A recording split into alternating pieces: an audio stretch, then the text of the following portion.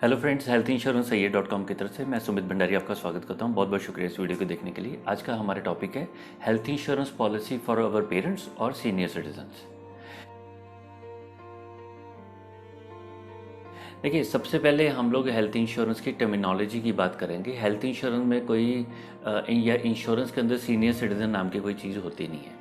चाहे आपकी उम्र 5 साल है, 18 साल है, 50 साल है, 65 साल है, 75 साल है, हेल्थ इंश्योरेंस पॉलिसी हर एक पर्सन को सेम टाइप की फैसिलिटी के साथ मिल जाती है। तो पहली बात, इस टाइप की अगर कोई पर्सन आपको बोलता है कि नहीं हम सीनियर सिटीजन के लिए स्पेशल प्लान है, तो उसके चक्कर में मत जाइए। रीज़न क्या है? मैं फिर वही बोल रहा हूँ, 55 की एज 75 की एज में आपको सेम विदाउट को पेमेंट सब लिमिट्स वगैरह की फुल फ्लेज पॉलिसी मिल सकती है। तो कभी ये नहीं कंफ्यूज होना कि मेरे लिए पॉलिसी अलग है, मेरे पेरेंट्स के लिए, सीनियर सिटीजन के लिए अलग टाइप की पॉलिसी आएगी, ऐसा कुछ नहीं होता। राइट। तो ये सबसे पहले इस पॉइंट को हम क्लियर कर लेते हैं। देखिए, क्या होता है कि अब पॉलिसी क्यों लेनी चाहिए रफली, अगर सपोज कर लीजिए आज आप, देखिए जब हम हेल्थ इंश्योरेंस पॉलिसी की प्लानिंग करते हैं तो सबसे पहले ये देखते हैं कि हमारी नीड क्या है। नीड का मतलब आज हमारे के ऊपर रिस्क क्या है। तो घर में दो लोग हैं, एक पर्सन की उम्र 30 साल है और एक की उम्र 65 साल है। तो इसको एक कंपैरिजन करते हैं एक गाड़ी के साथ, एक बाइक के साथ, किसी व्हीकल के साथ। तो नेचुरली जिसकी एज ज़्यादा है तो उसके अंदर वियर टियर हो चुकी है, उसके अंदर सर्विस के इशू आते हैं। तो पुरानी गाड़ी के ब्रेकडाउन होने के भी चांसेस होते हैं कि जैसे हमारे बॉडी के ऑर्गन्स होते हैं, ऐसे ही आप लगाइए कि इंजन पुराना हो गया है, या सस्पेंशन पुराना हो गया है, अल्टरनेटर के अंदर चलाते चलाते दिक्कत आ सकती है। तो ब्रेकडाउन की जो प्रोबेबिलिटी ज़्यादा होती है, तो कोशिश ये करनी होती है कि जो पुरानी गाड़ी है उसके ऊपर ज़्यादा लोड नहीं डाला जाए या उसको ज़्यादा स्पीड से ना चलाया जाए। तो रिस्क मैनेजमेंट में दो चीज़ों को देखा जाता है कि अगर हमारे घर के अंदर दो लोग हैं, एक बिलो 40 और एक अबव 60, तो नेचुरली जिनकी एज ज़्यादा है उनके ऊपर रिस्क ज़्यादा है। तो वहाँ पे दो चीज़ें आती हैं। पहली बात तो उनकी किसी भी टाइप का रिस्क यानी हॉस्पिटलाइजेशन का खर्चा आता है, उसके लिए हमारे पास पॉलिसी होनी चाहिए। दूसरा, आपको साथ साथ ये भी काम करना है किसी तरीके के साथ, जितनी आपकी समझ है, कि हम उनके रिस्क को मिनिमाइज़ करें। चाहे उनका हेल्थ लाइफ, चाहे उनकी डाइट है, चाहे उनका लाइफस्टाइल है, चाहे उनका मेंटल हेल्थ है, लोनलीनेस है लाइफ के अंदर, या उनकी कोई हॉबीज़ हैं। ये सारे फैक्टर को देख के आपको उनकी हेल्थ को भी इम्प्रूव करना है, ताकि अगर हेल्थ, फिजिकल हेल्थ और मेंटल हेल्थ अच्छी रहेगी तो रिस्क मिनिमाइज हो जाता है। तो छोटी पॉलिसी से भी आपका काम चल जाता है। प्रॉब्लम क्या आती है? जब 60 साल की उम्र क्रॉस हो जाती है तो पॉलिसी लेने में मुश्किलात आती है।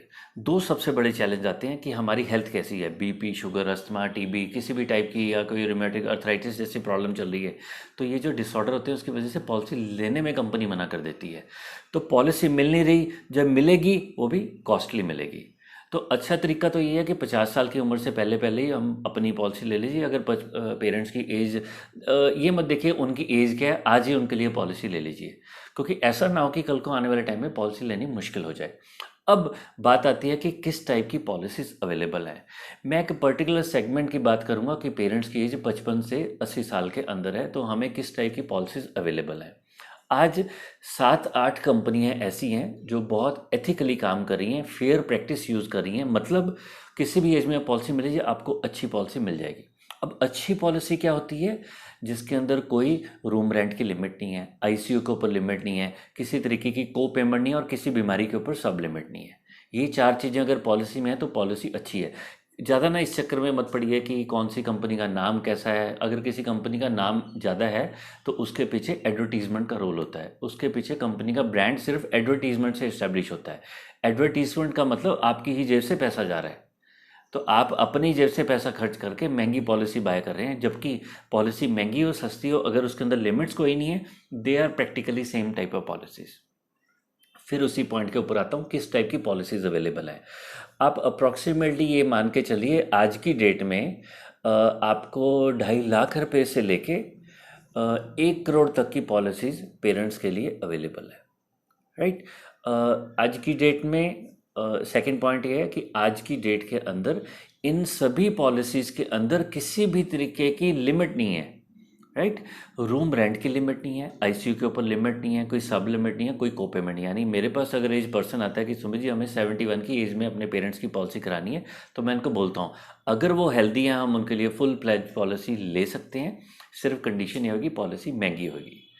देखिए, अगर आज मैं एक एज अ थंब रूल बात कर रहा हूँ, अगर आज आपकी उम्र 35-36 के आसपास है, अगर आपकी पॉलिसी 15,000 रुपये की है, तो आप ये लगा के चलिए सीनियर सिटीजन कैटेगरी में, यानी एज जब बहुत ज़्यादा 60, 65, 70 के आसपास जाएगी तो ये पॉलिसी 90,000 के आसपास भी क्रॉस करेगी। ठीक है, तो I am talking about one of the costliest policy. तो ये एक थंब रूल भी लेके चलना है कि पॉलिसी बहुत महंगी हो जाती हैं। तो जब भी पॉलिसी बाय कर रहे हैं तो कोशिश करिए, 5-6 एजेंट से बात करिए, चाहे ऑनलाइन जाइए, जहाँ से आपका मन करता है वहाँ से पॉलिसी बाय करिए, समझिए, कोशिश करिए विदाउट लिमिट वाली पॉलिसी लीजिए, और मेडिकल चेकअप करा के पॉलिसी लीजिए। मेडिकल चेकअप में नॉर्मल रूटीन के अंदर मेडिकल चेकअप कंपनी कराती कराती है। आज की डेट में कुछ रेड जोन, ऑरेंज जोन के अंदर कंपनियां पॉलिसी मेडिकल चेकअप करवा नहीं रही है। तो अगर ऐसी केस में कंपनी मेडिकल चेकअप करवा नहीं रही या करवा नहीं पा रही, रीज़न है मतलब नॉर्मल रूटीन में करवा रहे हैं, आजकल नहीं करवा पा रही, तो उस केस में पॉलिसी लेने से कुछ महीने पहले या कुछ दिन पहले अपना ही मेडिकल चेकअप करा के कंपनी को सारा कुछ डिक्लेयर कर दीजिए, कंपनी को मेल कर दीजिए ये हमारा मेडिकल चेकअप है ना। तो उससे क्या होता है कि ट्रांसपेरेंसी होती है। कंपनी देखिए लाखों रुपए का क्लेम देना है, आपने कुछ हज़ारों रुपए दिए, तो फेयर प्रैक्टिस रखिए, अटमोस्ट गुड फेथ पे पॉलिसी होती है, तो सारा कुछ डिक्लेयर कर दीजिए। पॉलिसी में मैं आपको ये नहीं बताऊंगा किस किस टाइप की पॉलिसीज़ अवेलेबल हैं। 75-80 ईयर्स के अंदर भी अगर आपको कोई प्रॉब्लम है या नहीं है, फिर भी आपको फुल फ्लैज 100% क्लेम वाली पॉलिसीज़ अवेलेबल हैं, और बहुत सारी कंपनियों के पास पॉलिसी अवेलेबल है। तो इसके बारे में आपको चिंता करने की ज़रूरत नहीं कि किस किस कंपनी के पास है। ऑलमोस्ट सभी कंपनी के पास इस टाइप की पॉलिसीज़ होती हैं। इसका मतलब क्या हुआ, अगर कोई आपको 60-65 के बाद ऐसी पॉलिसी दे रहा है कि वो कहेंगे जी आपको तो पॉलिसी बड़ी मुश्किल से होएगी, या आपको तो हम को पेमेंट लगाएंगे कि लगाएंगे, फॉरगेट अबाउट दैट, उस कंपनी को छोड़ दीजिए। ऐसी कंपनी को ढूंढिए जहाँ पे इस टाइप की पॉलिसीज अवेलेबल हैं। जब हमने पेरेंट्स के लिए पॉलिसी सर्च आउट करनी है, तो एक तो मैंने आपको पॉलिसी बताई है जो फुल फ्लेज पॉलिसी अवेलेबल है। अगर आपका बजट नहीं है, राइट, तो दो तरह की पॉलिसीज़ और इंडस्ट्री में अवेलेबल है जिनकी प्रीमियम कम होगा, लेकिन आपको 20% ही को पेमेंट लगेगी, यानी कोई भी क्लेम आपका आएगा, हर एक क्लेम में आपको 80% ही पैसा मिलेगा। तो जब पॉलिसी के अंदर से आपको पैसा कम मिल रहा है तो ये पॉलिसी भी थोड़ी सस्ती हो जाती है। तीसरी टाइप की पॉलिसीज़ है जिसके अंदर आपको 30% को पेमेंट लगती है, यानी कोई भी क्लेम मिलेगा आपको 70% ही मिलेगा, और अगर कोई प्री एग्जिस्टिंग प्रॉब्लम है तो उसमें 50% मिलेगा। तीसरी इस पॉलिसी के अंदर रूम रेंट के ऊपर, आईसीयू के ऊपर, कंसल्टेंट फ़ी, कोई भी इम्प्लांट्स हैं, कोई भी मेडिसिन हैं, सब के ऊपर बहुत सारी लिमिट्स हैं। तो इसको हम एक मार्केट के अंदर C grade, D grade type की पॉलिसी है। जब आपको कुछ नहीं मिल रहा तो ऐसी पॉलिसी ले लीजिए, नहीं तो मत लीजिए पॉलिसी, अपनी जेब में पैसे रखिए, उसी को सेव करिए, राइट। तो जो 5 स्टार टाइप का प्रोडक्ट है, यानी जिसको हम बहुत अच्छा प्रोडक्ट पाते हैं, तो सिंपल है, ज़्यादा आपको ना ये चीज़ सोचने की ज़रूरत नहीं है मिलेगी या नहीं मिलेगी, आराम से पॉलिसीज़ अवेलेबल है। जिस चीज़ के ऊपर आपने ध्यान रहना है जब ऐसी पॉलिसी ले रहे हैं, मेडिकल चेकअप कोशिश करके करवाइए, नहीं तो अपना मेडिकल चेकअप करा के सारा कुछ कंपनी को डिक्लेयर करिए, ठीक है। नहीं तो अपने एजेंट के साथ जब ऐसी पॉलिसी बाय कर रहे हैं तो दो चीज़ों का ध्यान रखना है। पहली बात, जब भी आपने अपने लिए या पेरेंट्स के लिए पॉलिसी बाय करनी है, तो हमेशा हर केस में आपने प्रपोजल फॉर्म को डाउनलोड करके या कंपनी से मंगवा के उसको हाथ से भरना है। देखिए, प्रपोजल फॉर्म क्या होता है, आईआरडी अप्रूव्ड एक डॉक्यूमेंट होता है। आईआरडी इंश्योर किया होता है कि कंज्यूमर के हित के लिए, यानी कंज्यूमर के बेनिफिट के लिए, जब वो पॉलिसी बाय कर रहा है तो उससे बहुत सारे प्रश्न पूछे जाते हैं, जिसको वो डिक्लेयर कर रहा है, और डिक्लेयर करने के बाद उसके बाद नीचे सिग्नेचर करता है। आप पॉलिसी जहां मर्जी से लीजिए, हमेशा आईआरडीए अप्रूव्ड प्रपोजल फॉर्म को भर के ही पॉलिसी लेनी है। इसके पीछे रीज़न ये है कि कल को बाई चांस कोई कोर्ट कचहरी का चक्कर आ गया, कानूनी कोई प्रॉब्लम आ गई, तो कंपनी हमेशा ये बोलती है कि आपने प्रपोजल फॉर्म के अंदर ये मेंशन किया था, और आप कंज्यूमर कोर्ट में इंश्योरेंस अमेंडमेंट में जा रहे हैं, तो वो बोलेंगे, वो भी वहाँ पे भी जज यही बोलेगा कि जब आपने पॉलिसी ली यहाँ पे आपने साइन किए हैं। अब होती प्रॉब्लम ये है कि जब लोग पॉलिसी बाय कर रहे हैं तो वो ऑनलाइन प्रोसेस करा देते हैं, ठीक है। आप ऑनलाइन भी करिए, कोई टेंशन की बात नहीं है, लेकिन प्रपोजल फॉर्म को पढ़ने के बाद ही ऑनलाइन प्रपोजल फॉर्म भरिए। अगर कोई एजेंट या एडवाइज़र या कोई ऑनलाइन आपको जहाँ से पॉलिसी बाय कर रहे हैं आपको प्रपोजल फॉर्म सेंड नहीं कर रहा, पॉलिसी लेने से मना कर दीजिए। देखिए, सिंपल सी कॉमन सेंस वाली बात है, कोई रॉकेट साइंस नहीं है। जब आप एक कंपनी के पॉलिसी बाय कर रहे हैं तो कंपनी एक्सपेक्ट करती है कि आप सारा कुछ डिक्लेयर करिए। भाई डिक्लेयर तो आप तब करोगे ना जब आपको पॉलिसी के क्वेश्चन पता लगेंगे। तो आपसे कंपनी ने 25 क्वेश्चन पूछे, 50 बीमारियों के बारे में पूछा है, आपको पता लगा कि आपने उनके बारे में सारे क्वेश्चंस के आपके नाम भी पता है कि नहीं है, अंडरस्टैंड किया भी है नहीं। जब आपको मेडिकल टर्मिनोलॉजी क्लियर नहीं है तो उसका आंसर भी गलत भर सकते हैं। तो 2 दिन लगा के फॉर्म को भरिए और सबमिट करिए, उसके बाद ही पॉलिसी अप्लाई करिए। कोशिश करिए अगर मेडिकल चेकअप होता है ऑसम, नहीं हो पाता तो अपना मेडिकल चेकअप करवा लीजिए पहले, ठीक है। नहीं कुछ थोड़ा सा कोरोना के टाइम पे ये दिक्कत चल रही है। दूसरी चीज़ ये है कि जब आप प्रपोजल फॉर्म भर रहे हैं तो खुद नहीं प्रपोजल फॉर्म भरना। ये सारे के सारे जो प्रपोजल फॉर्म के क्वेश्चन है अपने मम्मी डैडी जिनके भी पॉलिसी बाय करिए उनसे अंडरस्टैंड करिए।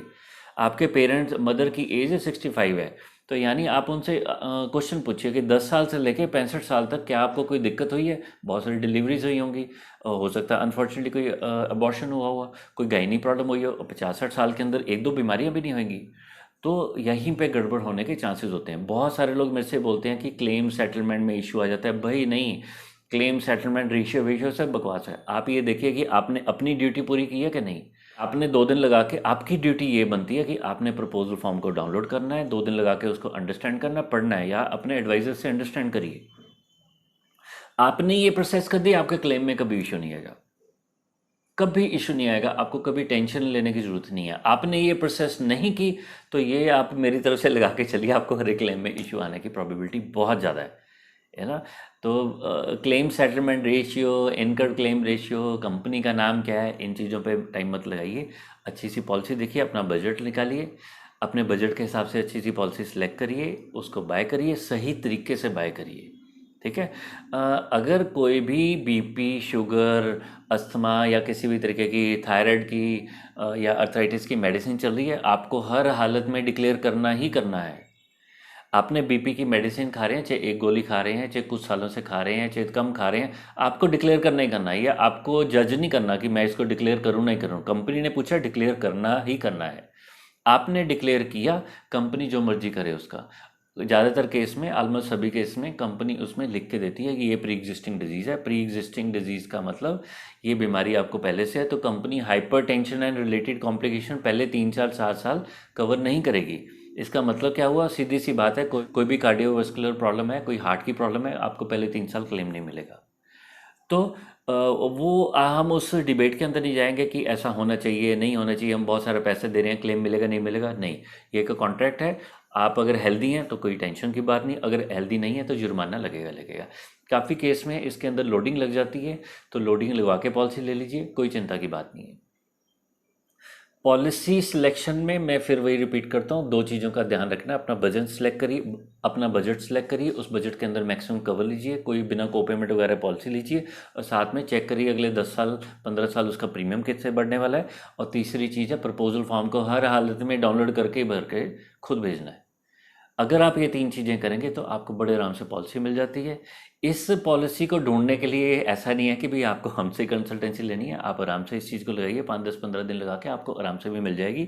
हमारे से कंसल्टेंसी का सिर्फ ये बेनिफिट होता है कि ये 2 दिन के अंदर ये सारी प्रोसेस हो जाती है, ठीक है। तो आपका कुछ टाइम बच जाता है। चॉइस इज़ टोटली योर्स, आप आराम से इसको स्टडी करिए, बस इन 3 स्टेप्स को बाईपास नहीं करना, ठीक है। तो फिर मैं वही चीज़ बोलता हूँ, सीनियर सिटीजन नाम की कोई चीज़ नहीं होती इंश्योरेंस के अंदर। आपको बड़े आराम से अच्छी पॉलिसी मिलती है। आराम से पॉलिसी को ढूंढिए, अच्छे तरीके से बाय करिए, सारा कुछ डिक्लेयर करिए, जब पॉलिसी आ जाएगी उसको चेक करिए, फिर अपने एजेंट के साथ बैठ के ऑनलाइन जिसे भी बाय कर रहे हैं उनके साथ प्रोसेस बनाइए कि क्लेम के टाइम पे हम कैसे कम्युनिकेशन करिए। हर एक पॉइंट पे बड़ा सेल्फिश होकर चलिए कि भाई मेरे को क्या फ़ायदा हो रहा है। आपका फ़ायदा है, ये सर्विस इंडस्ट्री है, आपको पॉलिसी अच्छे से समझनी है, पॉलिसी को अच्छे से अप्लाई करना है, पॉलिसी को अच्छे से वेरीफाई करना है, उसके बाद पॉलिसी को यूज़, यानी सर्विस इंडस्ट्री में जब क्लेम आएगा तो आपको क्लेम के टाइम पे कोई ना कोई बात करने वाला होना चाहिए जो आपको रात को 12 बजे भी क्लेम आ गए तो आपको हेल्प कर सके, ठीक है। तो इन चीज़ों के ऊपर फोकस रख के आराम से पॉलिसी ढूंढिए।